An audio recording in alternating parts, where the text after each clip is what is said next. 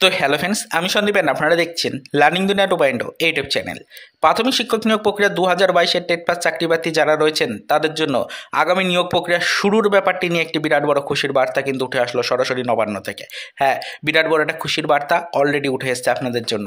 শুধুমাত্র আপনাদের জন্য নয়, রাজ্যের প্রত্যেকটা ডিপার্টমেন্টের সাথে যুক্ত প্রত্যেকটা নিয়োগ প্রক্রিয়ার সাথে যুক্ত চাকরি প্রার্থীদের জন্য কিন্তু এই খুশির বার্তা উঠে এসেছে।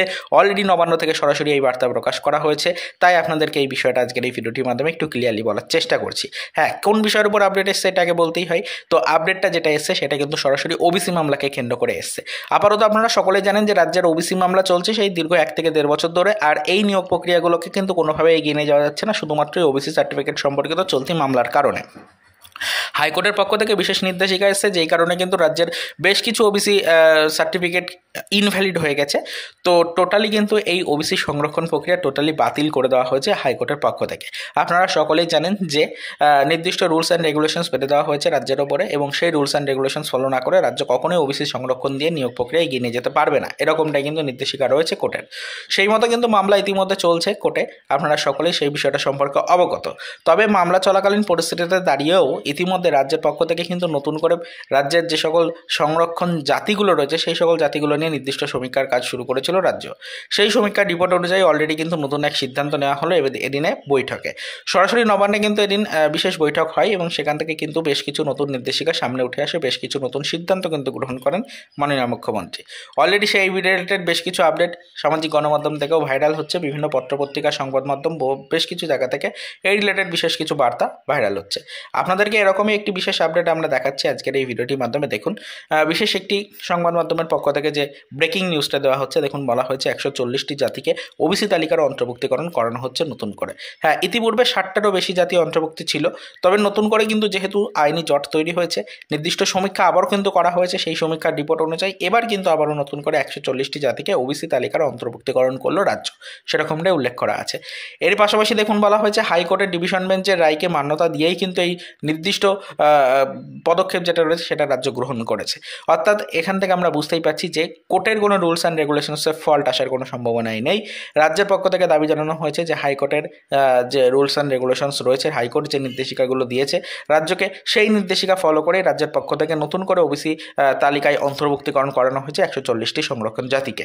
এটা কিন্তু আপনারা দেখতেই পারলেন। এতে করে কি হবে, চাকরি নিয়োগ পরীক্ষায় ওবিসি যে সংরক্ষণ সেটা রয়েছে যেটা কিন্তু চূড়ান্ত হবে। অর্থাৎ আমরা জানি যে ইতিপূর্বে ওবিসি সার্টিফিকেট নিয়ে একটা চূড়ান্ত জল্পনা তৈরি হয়েছিল, সার্টিফিকেটের আদৌ কোনো মূল্য রয়েছে কিনা, বা এই ওবিসি ক্যান্ডিডেটরা আদৌ পরবর্তীতে গিয়ে কোনো সংরক্ষণ পাবে কিনা নির্দিষ্ট পরীক্ষার ক্ষেত্রে বা নির্দিষ্ট নিয়োগ প্রক্রিয়ার ক্ষেত্রে, সেই নিয়ে কিন্তু একটা চূড়ান্ত জল্পনা তৈরি হয়েছিল। এবার কিন্তু রাজ্যের পক্ষ থেকে পরিষ্কার জানিয়ে দেওয়া হলো যে চাকরি নিয়োগ প্রক্রিয়ার ক্ষেত্রে অবশ্যই আপনারা কিন্তু সংরক্ষণ যে ছাড় রয়েছে সেই ছাড় কিন্তু পেতে চলেছেন, এটা অলরেডি সুনিশ্চিত হয়েছে। তো এখান থেকে পরিষ্কার বুঝতেই পারছেন যে খুব দ্রুত কিন্তু এবার রাজ্যের ওবিসি মামলার নিষ্পত্তি হতে চলেছে। আর ওবিসি মামলার নিষ্পত্তি হওয়ার পরবর্তীতেই আপনাদের জন্য নিয়োগ প্রক্রিয়া রিলেটেড পরবর্তী পদক্ষেপ কিন্তু গ্রহণ করা শুরু করবে রাজ্য, সেরকমটাই কিন্তু রাজ্যের পক্ষ থেকে দাবি জানানো হয়েছে। তো প্রাথমিকে 2022-এর টেট পাস চাকরি প্রার্থী যারা রয়েছে তাদের আগামী নিয়োগ প্রক্রিয়াটা টোটালি কিন্তু থমকে রয়েছে ওবিসি মামলার কারণে। তাই ওবিসি মামলার অজুহাত থেকে এবার কিন্তু বেরোনোর সময় এসছে। এবার কিন্তু রাজ্য আর ওবিসি মামলার অজুহাত দেখাতে পারবে না। খুব দ্রুত কিন্তু নিয়োগ প্রক্রিয়ায় গতি আসার সম্ভাবনা থাকছে।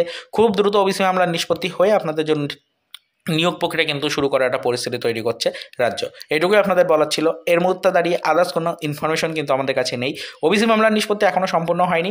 ইতিমধ্যে রাজ্যের পক্ষ থেকে নতুন করে এক নয়া সিদ্ধান্ত নেওয়া হলো, সেই সিদ্ধান্ত কিন্তু প্রকাশ্যে এসছে, সেটাই আপনাদেরকে বললাম। এবার রাজ্যের দাবি খুব দ্রুত কিন্তু এই ওবিসি মামলার নিষ্পত্তি হবে।